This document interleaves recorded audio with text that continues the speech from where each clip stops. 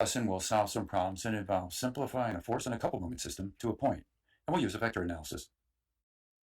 Here's the general idea.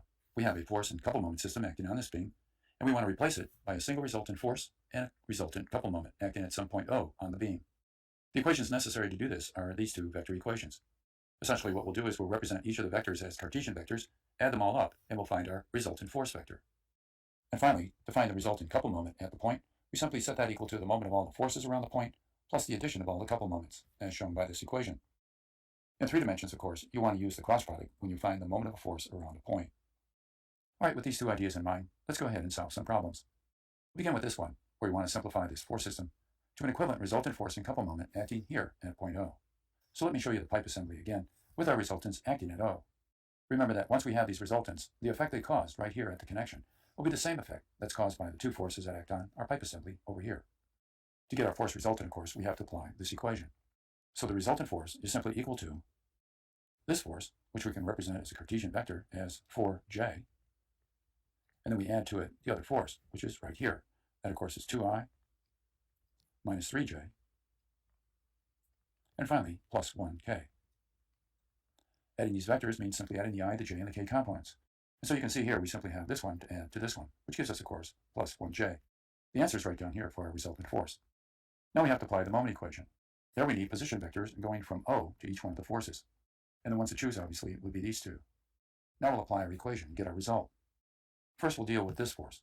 And to do it, of course, we need this position vector r. And we'll use a determinant to find the moment. In the first row, we write I, j, and of course k. Then in the next row go the components of the position vector. Do you see them? They'd be 1, 2, and minus 1. 1i plus 2j minus 1k. And finally the force vector, and that has components of 2, minus 3, and of course 1. That's the moment of this force. Now the moment of this one. Of course we could set up a determinant to determine it, but I think it's pretty straightforward to simply use the cross product between the position vector, in other words 1i, crossed with the force, which would be of course 4j. So I'll simply write this one as plus 1i crossed with 4j. I think you know that if I figure this out, it's simply 4 times I cross j, which of course is k. So I get 4k here. And then I would evaluate this determinant and then add the 4k to the k component from our determinant once we've expanded it.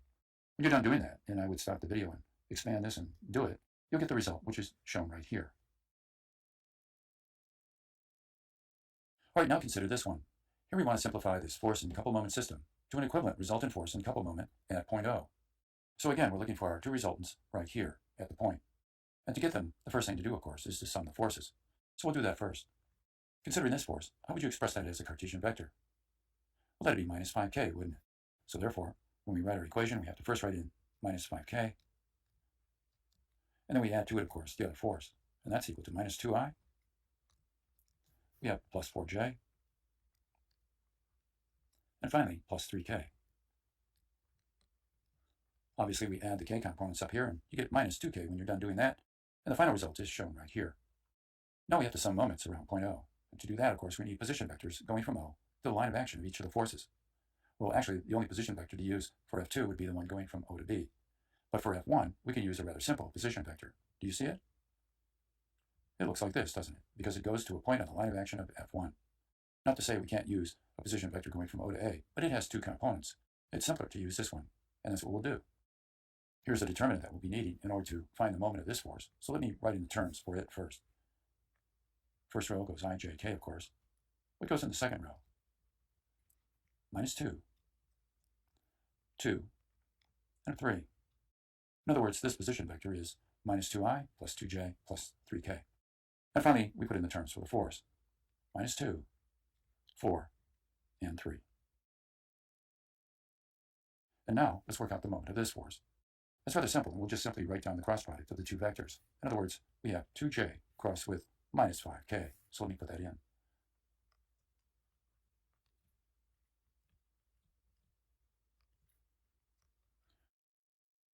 And finally, we have to add the couple moment. And that, of course, is simply equal to 20 times j. So let me put in to complete everything. Of course, this is rather straightforward to expand, isn't it? 2 times minus 5 is minus 10, and j cross k is equal to I. So here we get minus 10i. expand the determinant, add all the I and the j and the k components up, and you get a result. It's shown right here. All right, now we come to our final problem. Here we want to simplify this force and couple moment system to an equivalent resultant force in couple moment acting here at point O. In other words, we want to find these two resultants. So applying the force summation first, how would you express this as a Cartesian vector? Well, that simply is equal to minus 30k, right? And now this one. Well, here we have a base of 4 meters, a height of 3 meters, and the hypotenuse of this triangle is 5 meters. Therefore, the j component would simply be equal to minus 50 times 4/5.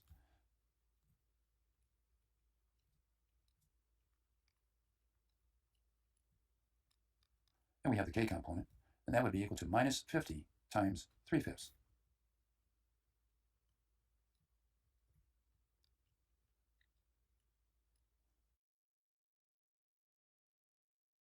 If we go to calculate this value, I think you'll agree with me that this would equal 40. And the guy right here, when you calculate it, that's simply equal to 30. So working all this out, simplifying it, we get our result right here. Now we'll apply the moment equation around point O. So we need position vectors. For this force, what would be a good position vector to use? The simplest one to use would be going from here to here, wouldn't it? Not going from here to here, because it has two components. What about for this force? What would be a good vector to use? I would go from here all the way over to here. This points on the line of action of the force, rather than going from here to here. So those are the two we'll use when we set up our equation. And I'll begin by setting up the determinant to find the moment of the 50 Newton force around point O. So in the first row, of course, goes I, j, and k. And in the second row go the components of our position vector. And I think you can see those will be 6, 0, and of course 0. And now we need the components of our force vector. And those are written right in here, aren't they? So we write 0, minus 40, and finally minus 30. There we go. Now let's consider the moment of the 30 Newton force. And that can be done quite easily by a simple cross product. This vector r, of course, is equal to 4j. So I'll write our cross product as 4j, and we cross it with minus 30k. And finally, we have to add on our couple moment, which is equal to plus 50j. The only thing left to do is to work all this through and add it all up, and you'll find you get this result right down here. And in particular, I think you'll see that here we have 4 times minus 30, which of course is minus 120, and then you have j cross k, and that of course is I. So doing all the math, double check the work and make sure that you see that you get this result.